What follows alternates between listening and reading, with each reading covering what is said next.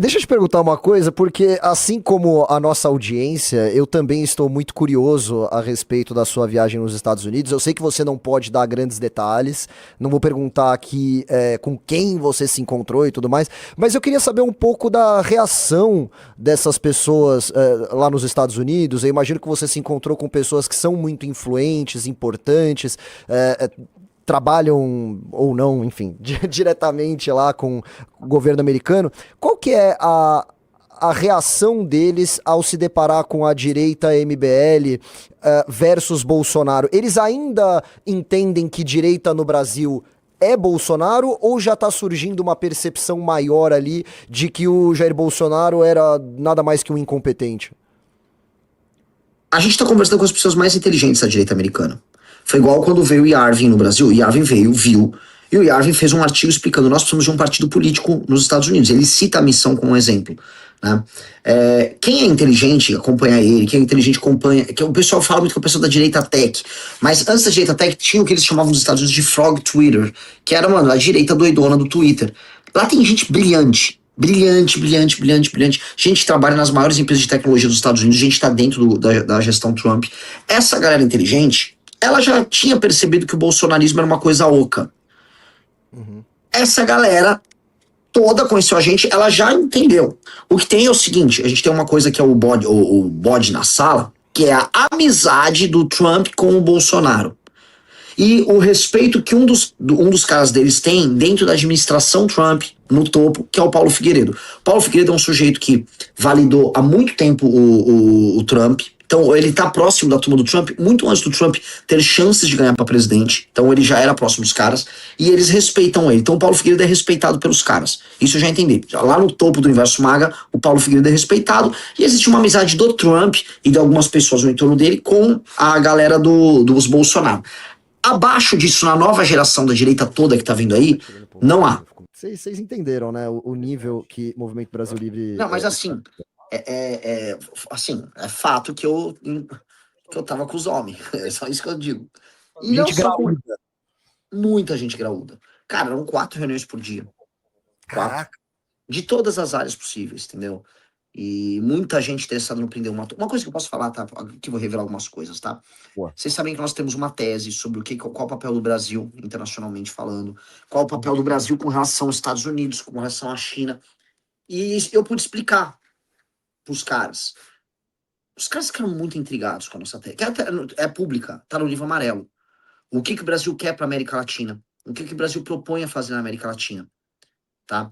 Outra coisa, eu fui explicar para todo mundo o escândalo do Banco Master e falar o seguinte: mídia internacional tem que tratar do escândalo do Banco Master, porque se esse escândalo ficar internacional, não vai dar para os caras fugirem do assunto. Não vai dar para o STF fugir do assunto. Tá tendo uma operação abafa no escândalo do Banco Master. Se o mundo falar do escândalo do Banco Master, vai dar merda.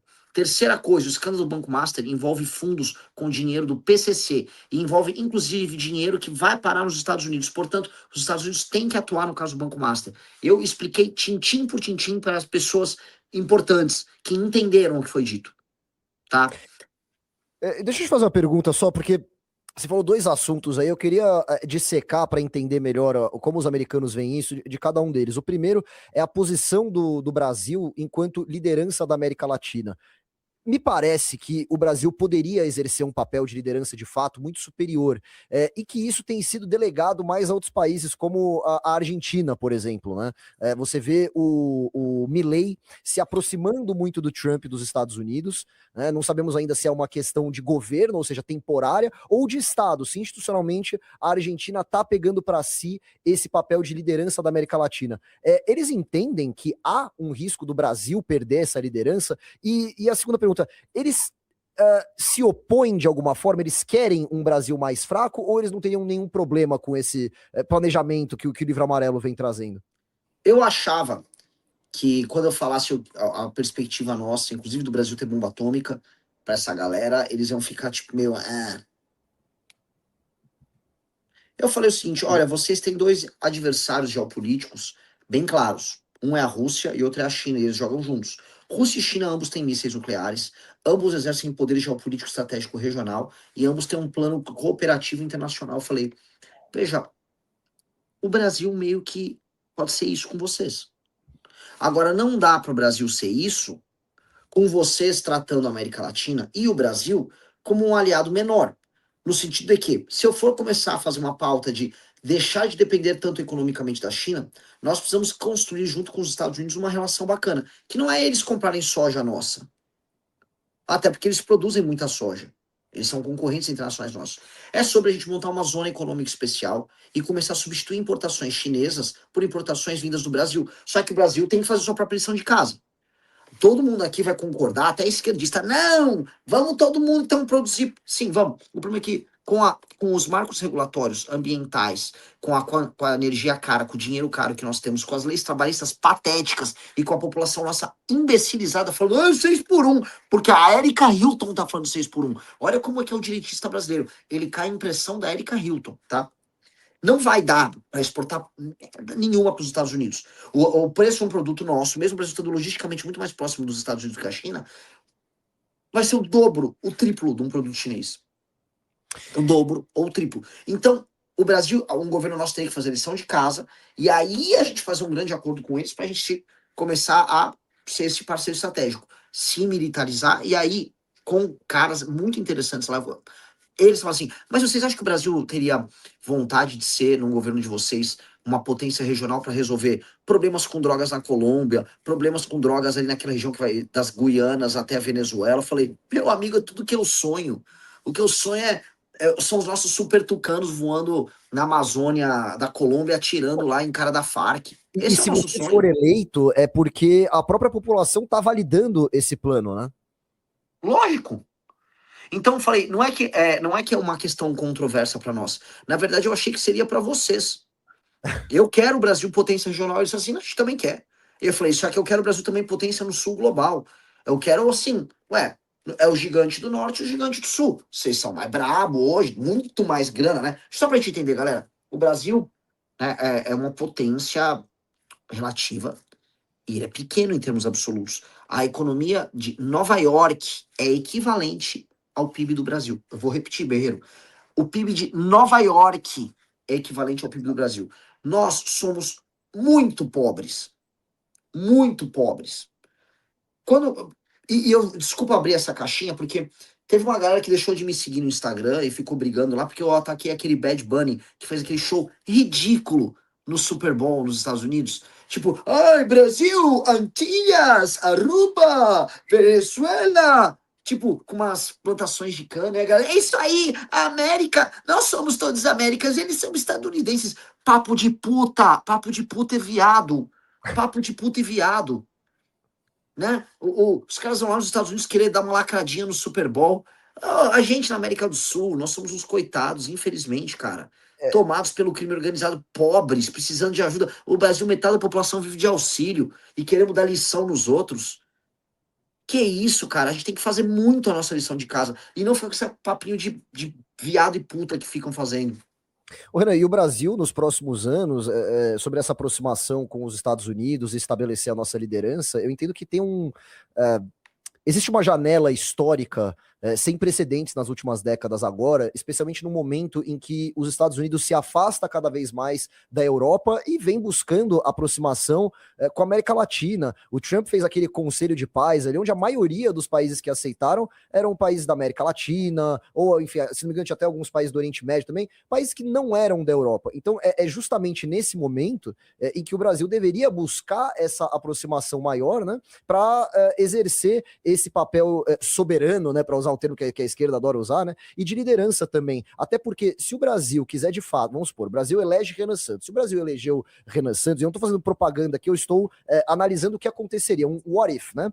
Se o Brasil elege Renan Santos, é porque o Brasil entende que há a necessidade de um plano para exercer influência em outros países, para ter uma bomba atômica. Nós vamos enfrentar muitos interesses, né? Por exemplo, a Europa, especialmente a França, né? A União Europeia como um todo, certamente eles não vão ficar nada felizes com isso. E é justamente nesse momento em que há não diria uma cisão, mas um atrito entre Estados Unidos e Europa que a gente poderia aproveitar para crescer nesse sentido. Já que a gente vai contrariar os interesses da Europa, vamos ter os Estados Unidos do nosso lado, já que eles estão meio tretados ali, né?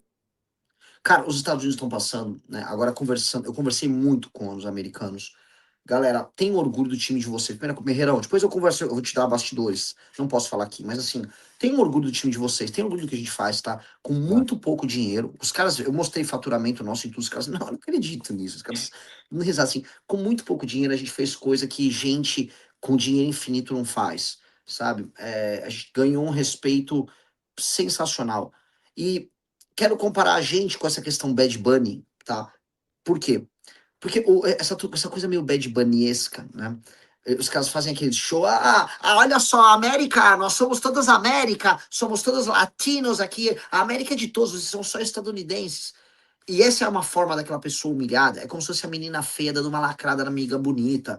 É o momento em que o humilhado se faz exaltado, é muito triste isso. Fora que querer entrar na casa dos outros, e perdão a expressão aqui, querer mijar de porta aberta, né, cara? Exato, Os caras, meu. exato. E a nossa situação é ir lá e o americano, pô, que legal, deixa eu aprender com vocês isso aí. Olha a pegada. É. É bem diferente. É bem diferente. E os americanos, assim, o que eu quero dizer? O país deles está passando justamente por um momento em que eles percebem que eles estão perdendo a mão do próprio país, algo precisa ser feito. Muitos absurdos foram pegos ali da gestão anterior do Biden. A USAID, eles estão até agora cavucando. Esse assunto é muito grande, tá? Realmente foi montada uma malha, uma teia de ONGs internacionais para financiar a censura mundo afora. Tive algumas conversas interessantes sobre isso. No que eu posso colocar aqui para vocês, tá? Os Estados Unidos querem aliados. Eles estão à procura de aliados. Eles são a maior potência do mundo, eles estão em convulsão interna e eles precisam de aliados. Que momento único se a gente consegue chegar à presidência para construir uma aliança que pode tornar o Brasil uma superpotência. Transferência de tecnologia, uma parceria de longo prazo. Só que da parte deles, eles têm que ter uma visão nossa, que não é uma visão de cucaracha, e da nossa parte, a gente tem que ter uma visão de grandeza a nosso respeito. Isso só vai acontecer se a gente tiver lideranças brabas e respeitadas. E, cara, seríamos nós. Só nós poderíamos entregar isso. Então, num caso em que o governo seria nosso, o nosso governo poderia sentar na mesa com os Estados Unidos da América e falar: vamos começar o grande jogo? Vamos brincar de war? Vamos crescer para o resto do mundo? Vamos, me ajuda, me acelera aqui. Eu tenho que derrotar crime organizado, eu tenho que tornar minha economia mais produtiva, eu tenho que fazer com que as regiões mais pobres deixem de ser tão pobres, e eu posso começar a cuidar da América do Sul. Me dá 4 anos, já estou cuidando da América do Sul 6. Agora vamos jogar junto o resto do mundo? Vamos trabalhar junto o resto do mundo? É isso. Esse é o papel do mundo. Sendo respeitado. Renan, me parece que somente o MBL ou a missão, ou coloque como quiser, poderiam exercer esse papel. Eu acho que é inimaginável, é inconcebível uma figura como o Jair Bolsonaro ou figuras do PL, do Valdemar da Costa Neto, que eles fossem para os Estados Unidos para discutir seriamente o papel do Brasil no mundo. Era muito mais uma submissão tosca que não trazia nada de benefício para o Brasil, né? Tipo falar Trump, I love you, e não receber nada em troca, né?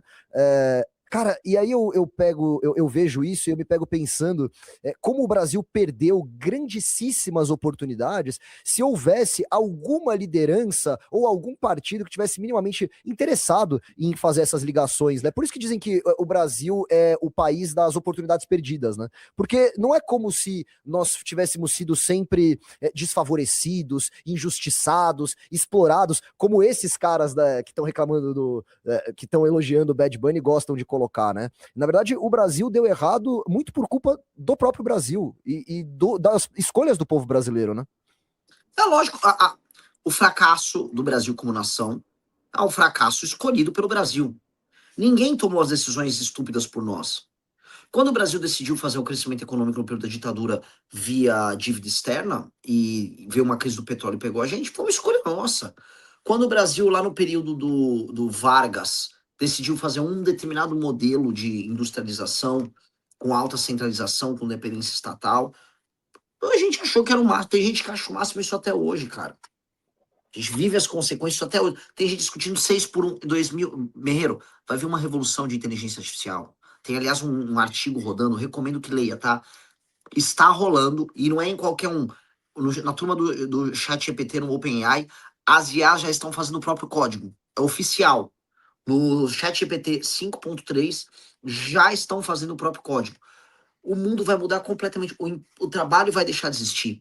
E aí, junto um monte de. Tem que ser cuidadoso de piranha e mariquinha, para não ser, usar os termos que eu usei, um monte de piranha com maricas, eles se juntam para, ai, 6 por 1, ai, seus idiotas, vocês estão sendo manipulados, como sempre são manipulados por qualquer coisa, assim, manipulação grossa. O mundo vai mudar, não vai ter essa discussão do 6 por 1, que as coisas vão mudar completamente. Já vai ter um robô, robô fazendo trabalho de garçom no restaurante, entendeu? O mundo vai virar um troço completamente novo.